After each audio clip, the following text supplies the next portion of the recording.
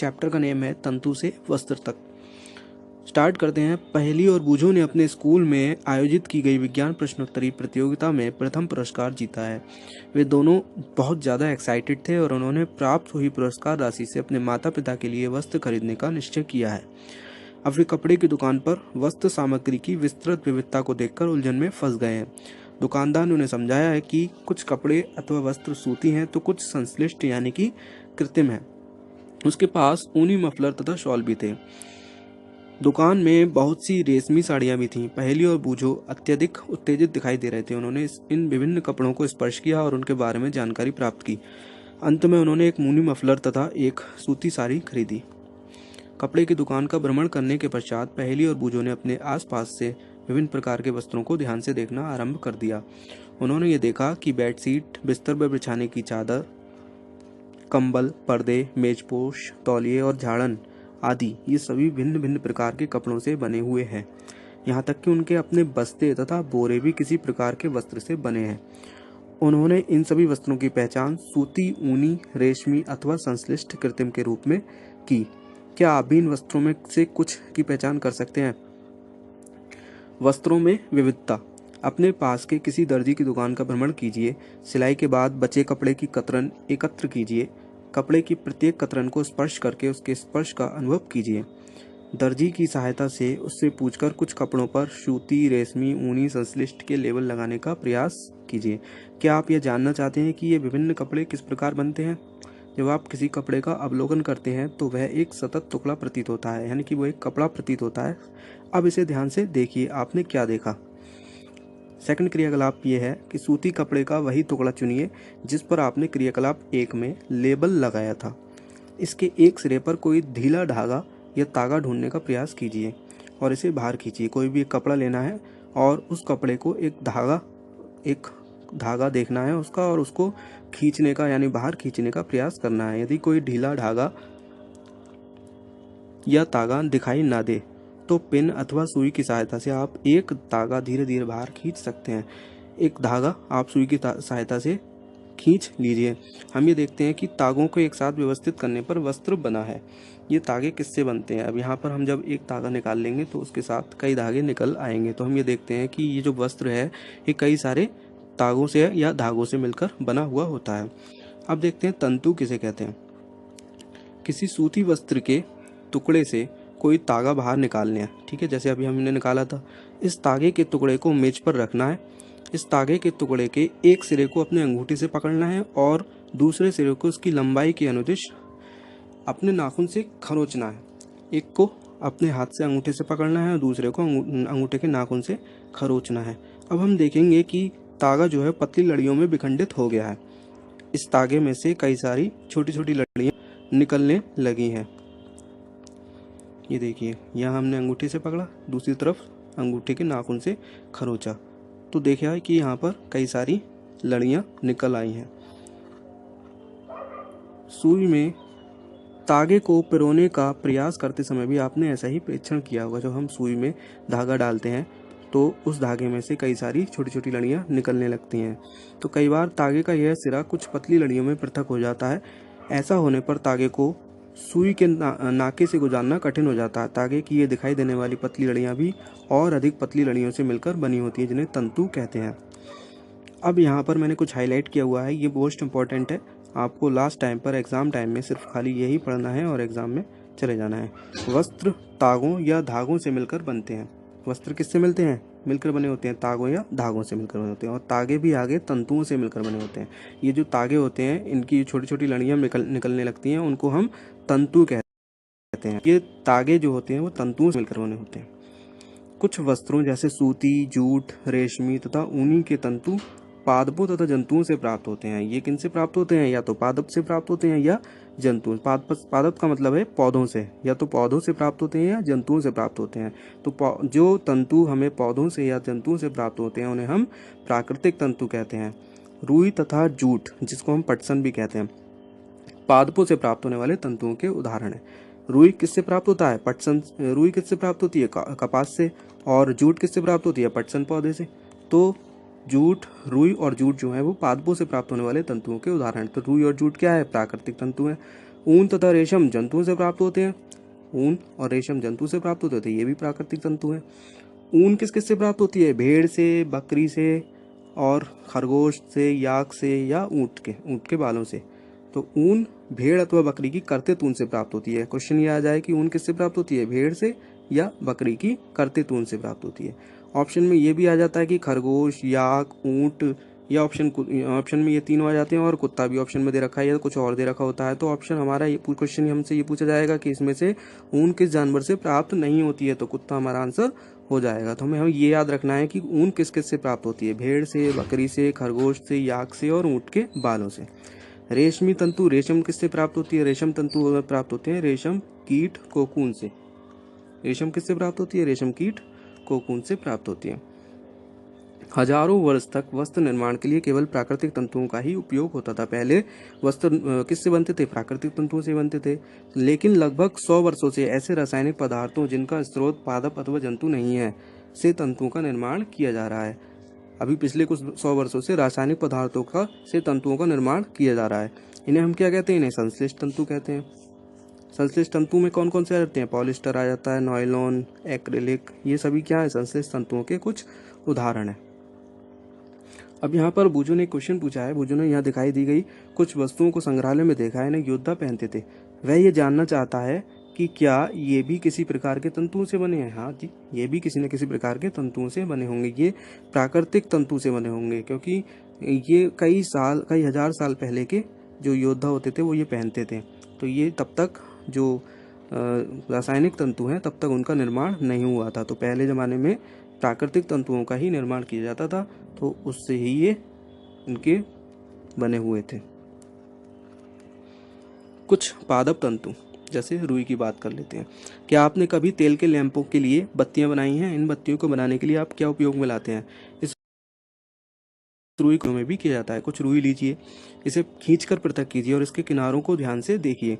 आपने क्या परीक्षण किया? ये छोटी पतली लड़ियां जिन्हें आप देख रहे हैं कपास तंतुओं से बनी होती हैं। रुई किससे बनी होती है? कपास तंतुओं से।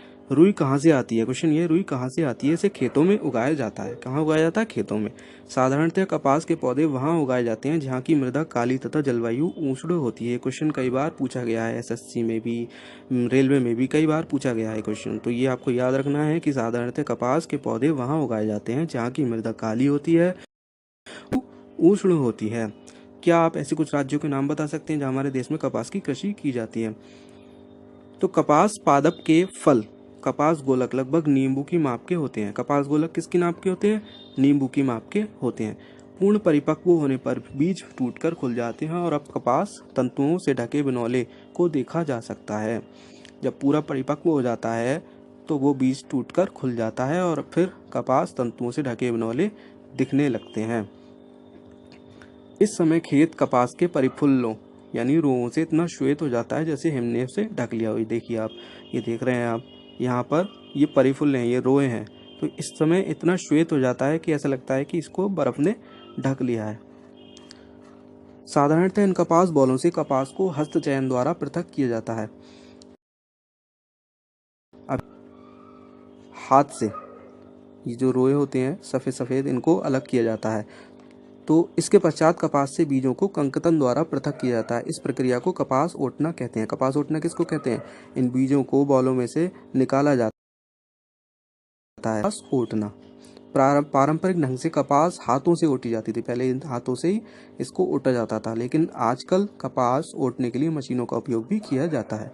अब बात कर लेते हैं जूट, जिसको हम पटसन भी कहते हैं। पटसन तंतु को पटसन पादप के तने से प्राप्त किया जाता है।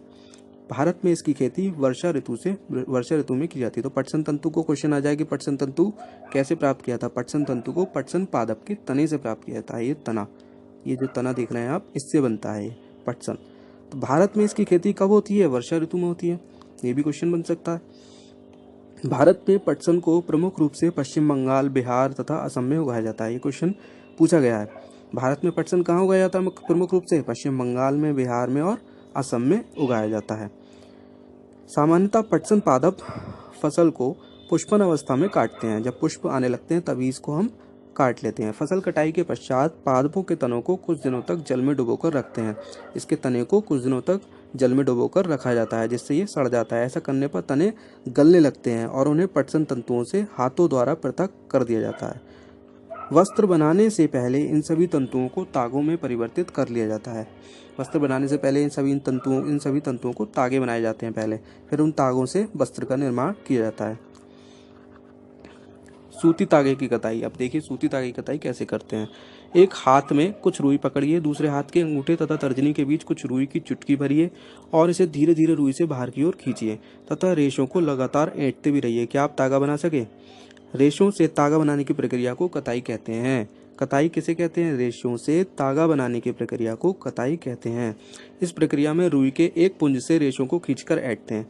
कोई भी एक पुंज ले लेते हैं रुई का और उसके रेशों को खींचकर ऐंठते जाते हैं। ऐसा करने से रेशे क्या करते हैं? पास पास आ जाते हैं और तागा बन जाता है। कताई के लिए एक सरल युक्ति हस्त तकुआ का उपयोग किया जाता है, जिसे तकली कहते हैं। हाथ से प्रचलित कताई में उपयोग होने वाली एक अन्य युक्ति चरखा है।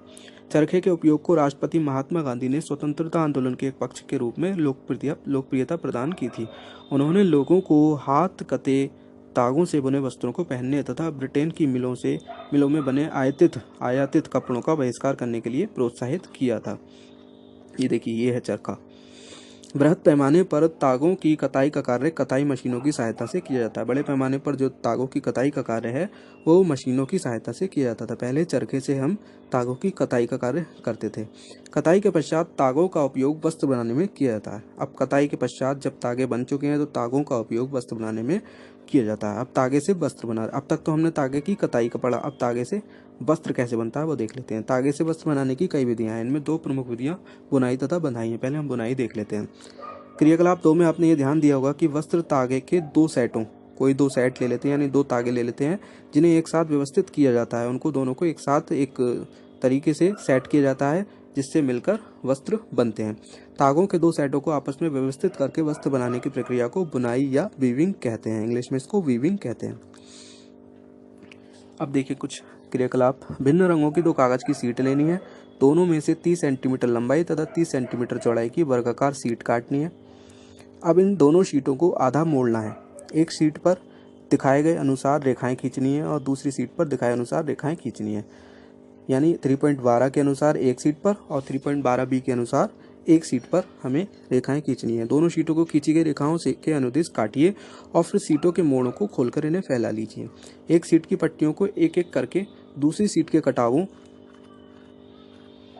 से चित्र 12C में दिखाए अनुसार बुनिए। पहले ऐसे काटनी है और फिर ऐसे काटनी है, फिर इसके हिसाब से हमें ऐसे करके बुनना है। तो इस तरह से ये बुनाई हो जाएगी। इसी ढंग से तागों के दो सेटों को बुनकर वस्त्र बुने जाते हैं। तागे वास्तव में कागज की पट्टियों की तुलना में बहुत पतले होते हैं। वस्त्रों की बुनाई करघों पर की जाती है। वस्त्रों की बुनाई कहाँ की जाती है? करघों पर। लकड़ी के करघे होते हैं, उस पर ये बुनाई की जाती है। करघे या तो हस्त प्रचलित होते हैं अथवा विद्युत प्रचलित, या तो हाथ से चलाए जाते हैं या फिर बिजली से चलाए जाते हैं। अब एक विशेष प्रकार की बुनाई हम देखेंगे, स्वेटर की बुनाई निटिंग में किसी एकल तागे का उपयोग वस्त्र के एक टुकड़े को बनाने में किया जाता था।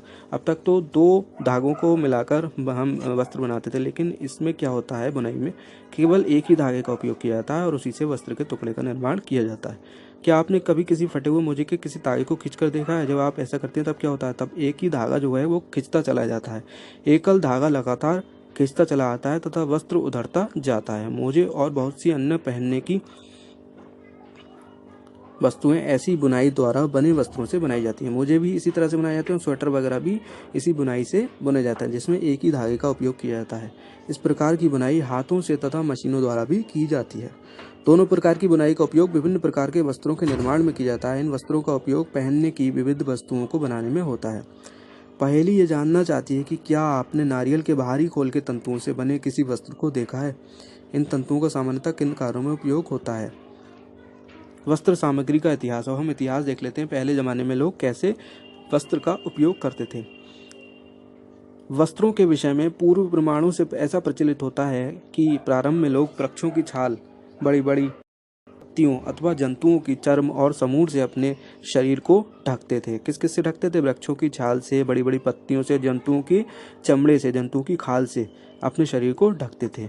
कृषि समुदाय में बसना आरंभ करने के पश्चात जब कृषि समुदाय में उन्होंने एंट्री की, उसके पश्चात लोगों ने पतली पतली टहनियों तथा घास को बुनकर चटाइयाँ तथा दलियाँ, जिसको टोकरी कहते हैं, बनाना सीखा। लताओं, जंतुओं की ऊन अथवा बालों को आपस में ऐंठन देकर लंबी लड़ियाँ बनाई। इनको बुनकर वस्त्र तैयार किए गए। पूर्व में भारतवासी रुई से बने वस्त्र पहनते थे, जो गंगा नदी के निकटवर्ती क्षेत्रों में उगाई जाती थी। कहाँ उगाई जाती थी? गंगा नदी के निकटवर्ती क्षेत्रों में उगाई जाती थी। फ्लैक्स भी एक पादप है जिससे प्राकृतिक तंतु प्राप्त होता है। तो फ्लैक्स अगर ऑप्शन में कहीं आ जाता है, फ्लैक्स क्या है? तो फ्लैक्स भी एक प्राकृतिक तंतु है। यहाँ पर पूछा जा सकता है कि प्राकृतिक तंतु इनमें से कौन सा नहीं है, तो फ्लैक्स अगर आ जाता है तो वो होता है। फ्लैक्स क्या होता है? प्राकृतिक तंतु होता है जिससे वस्त्र निर्माण किए जाते हैं। प्राचीन मिस्र में वस्त्रों को बनाने के लिए रुई तथा फ्लैक्स की कृषि नील नदी के निकटवर्ती क्षेत्रों में की जाती थी। उन दिनों में लोगों को सिलाई करना नहीं आता था। उस समय लोग अपने शरीर के विभिन्न भागों को वस्त्रों से आच्छादित कर लेते थे। वे डायरेक्ट ऐसे ही वस्त्रों को पहन लेते। उनको मतलब सिलाई करना नहीं आता था, तो वस्त्र बना नहीं पाते थे। सिर्फ जो वस्त्र बनाते थे उन्हीं को ही ऐसे ही पहन लेते थे। वे शरीर को आच्छादित करने के लिए कई विभिन्न ढंगों का उपयोग करके आविष्कार के साथ लोगों ने वस्त्रों की सिलाई करके पहनने के कपड़े तैयार किए। इस आविष्कार के पश्चात सिले कपड़ों में बहुत सी विभिन्नताएं आ गई हैं। आज भी साड़ियों, धोतियों, लुंगियों तथा पगड़ियों का बिना सिले वस्त्रों के रूप में उपयोग किया जाता है। जिस प्रकार समस्त देश में खाए जाने वाले भोजन में अत्यधिक विविधता देखने को मिलती है, ठीक उसी प्रकार वस्त्रों एवं पहनने की वस्तुओं में भी अत्यधिक विविधता पाई जाती है। ये कुछ प्रमुख शब्द हैं: रुई, वस्त्र, तंतु, कताई, बुनाई, तागा। सारांश देख लेते हैं। वस्त्र सामग्री अथवा वस्त्रों में विविधता होती है, जैसे सूती, रेशमी, ऊनी और पॉलिस्टर। वस्त्र तागों से बनते हैं और जिन्हें तंतुओं से बनाया जाता है। वस्त्र तागों से बने हुए होते हैं और तागों को तंतुओं से बनाया जाता है। तंतु या तो प्राकृतिक होते हैं या फिर संश्लिष्ट होते हैं। रेशम, ऊन और जूट कुछ प्राकृतिक तंतु हैं, जबकि नायलॉन, पॉलिस्टर कुछ संश्लिष्ट तंतुओं के उदाहरण हैं। रुई और जूट जैसे तंतु पादपों से प्राप्त किए जाते हैं। तंतुओं से तागा बनाने की प्रक्रिया को कताई कहते हैं। तंतुओं से तागा बनाने की प्रक्रिया को कताई कहते हैं। तागों की बुनाई दो प्रकार से की जाती है जिनसे वस्त्र बनता है। एक्सरसाइज देख लेते हैं। निम्नलिखित तंतुओं को प्राकृतिक तथा संश्लिष्ट में वर्गीकृत कीजिए। नायलॉन। नायलॉन क्या है? संश्लिष्ट तंतु है। ऊन प्राकृतिक तंतु है जो ऊंट के बालों से प्राप्त किया जाता है। ठीक है। रुई को कपास से प्राप्त किया जाता है। रेशम को रेशम कीट से प्राप्त किया जाता है। पॉलिस्टर प्राकृतिक संश्लिष्ट तंतु है और पटसन को पटसन पौधे से प्राप्त किया जाता है। नीचे दिए गए कथन सत्य हैं अथवा असत्य उल्लेख कीजिए। तंतुओं से तागा बनता है। जी बिल्कुल सत्य है, तंतुओं से तागा बनता है। कताई वस्त्र निर्माण की एक प्रक्रिया है। जी, कताई वस्त्र निर्माण की एक प्रक्रिया होती है। जूट नारियल का बाहरी आवरण होता है। नहीं, जूट नारियल का बाहरी आवरण नहीं होता है। जूट पटसन पौधे का जो होता है तना जो होता है उससे जूट को बनाया जाता है। रुई से बिनौले हटाने की प्रक्रिया को ओढ़ना कहते हैं। जी बिल्कुल सत्य है। तागों की बुनाई से वस्त्र का एक टुकड़ा बनता है। बिल्कुल सही है। रेशम तंतु किसी पादप के तने से प्राप्त होते हैं। नहीं, रेशम तंतु रेशम कीट से प्राप्त होते हैं। पादप के तने से तो जूट प्राप्त होता है जिसको हम पटसन कहते हैं। पॉलिस्टर एक प्राकृतिक तंतु है। जी नहीं, पॉलिस्टर एक कृत्रिम तंतु है जिसको हम संश्लिष्ट तंतु भी कहते हैं। रिक्त स्थान। फिलप और फिलप से पादप तंतु प्राप्त किए जाते हैं। तो यहाँ पर पादप तंतु किससे प्राप्त किए जाते हैं? कपास और पटसन से। कपास से रुई प्राप्त की जाती है और पटसन से जूट प्राप्त की जाती है। फिलप और फिलप जांतव तंतु हैं। ऊन और रेशम क्या है? जांतव तंतु हैं। रुई तथा जूट यानी पटसन पादप के किन भागों से प्राप्त होते हैं? तो रुई तो कपास से प्राप्त होती है। रुई कपास से प्राप्त होती है और जूट प्राप्त होता है पादप के तने से। नारियल से बनने वाली दो वस्तुओं के नाम लिखिए। नारियल तंतु से क्या क्या बनता है? नारियल तंतु से नारियल की रस्सी बनती है और नारियल के पायदान भी बना सकते हैं। तंतुओं से तागा निर्मित करने की प्रक्रिया स्पष्ट कीजिए। तो तंतुओं से पहले रुई, जैसे मान लीजिए सूती वस्त्र बनाना है हमें, तो सूती तागा बनाना है तो हम रुई लेंगे। रुई के एक भाग को ऐंठते चले जाएंगे तो वो उसके जो रेशे होते हैं वो इकट्ठे होते चले जाएंगे और उससे तागा बन जाएगा। तो ये तंतुओं से तागा बनाने की एक प्रक्रिया है। आगे देखते हैं कुछ प्रस्तावित परियोजनाएं हैं। ये हम खाली मेन पॉइंट पर लेते हैं। भारत रुई तथा सूती वस्त्रों का प्रमुख उत्पादक रहा है। भारत क्या रहा है, रुई तथा सूती वस्त्रों का प्रमुख उत्पादक रहा है। सबसे ज़्यादा रुई और सूती वस्त्र भारत में बनाए जाते हैं। भारत बहुत से अन्य देशों को सूती वस्त्रों तथा वस्तुओं की आपूर्ति करता है। सूफी संत कवि जो थे, सूफी संत और कबीर जो थे एक बुनकर थे। ऑप्शन कहीं क्वेश्चन आ जाता है कि सूफी संत कवि और कबीर कौन थे, बुनकर थे, बड़े थे या शिल्पकार थे, मूर्तिकार थे, तो बुनकर हमारा आंसर सही हो जाएगा। उनके जीवन चरित्र शिक्षाओं का पता लगाइए, आप पता लगा सकते हैं।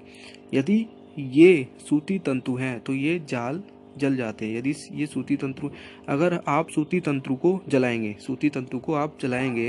तो ये जल जाते हैं, लेकिन सिकुड़ते अथवा पिघलते नहीं हैं। ये आपको याद रखने वाली चीज़ें हैं, ये क्वेश्चन में पूछे जा सकते हैं। सूती तंतु जो अगर हम जलाते हैं तो वो जल तो जाते हैं, लेकिन सिकुड़ते या पिघलते नहीं हैं। जलते तंतुओं से कागज के जलने जैसी गंध आती है, और अगर हम इसको जलाते हैं तो जो गंध आती है वो कागज के जलने जैसी आती है। रेशमी तंतु को अगर हम जलाते हैं तो ज्वाला से दूर सिकुड़ता है। जहाँ पर जलाते हैं वहाँ तो सिकुड़ता नहीं है, दूसरी तरफ सिकुड़ना शुरू हो जाता है और जल जाता है, लेकिन पिघलता ये भी नहीं है, और इससे जो गंध आती है वो मांस जैसी आती है। अब ऊनी तंतु को अगर हम जलाएंगे तो ऊनी तंतु भी सिकुड़ता है और जल जाता है, लेकिन पिघलता ये भी नहीं है। इससे जलते बालों जैसी तीव्र गंध आती है, इससे जलते हुए बालों जैसी गंध आती है। क्वेश्चन पूछा जा सकता है जलते हुए बालों जैसी गंध किस में आती है, तो 4 ऑप्शन दे रखे होंगे हमें, सूती, रेशमी, ऊनी या संश्लिष्ट तंतु। तो हमारे पास ऑप्शन हमारा सही होगा ऊनी तंतु। ऊनी तंतु में बालों जैसी गंध आती है, रेशमी तंतु में जले हुए मांस जैसी आती है, और सूती तंतु में कागज के जलने जैसी गंध आती है। संश्लिष्ट तंतु सिकुड़ते हैं और जल जाते हैं, ये पिघलते भी हैं और जलते हुए प्लास्टिक जैसी गंध देते हैं। प्लास्टिक जैसी गंध किसकी होती है, संश्लिष्ट तंतु की होती है। बूझो जानता है कि रुई के तागों के जलने पर निकली गंध जो होती है वो कागज के जलने की गंध जैसी होती है। वह जानना चाहता है कि क्या वह ये मान सकता है कि कागज भी पादपों से बना होता है। जी हाँ, बिल्कुल, कागज भी पादपों से मिलकर बनता है। पेड़ पौधों से ही कागज को बनाया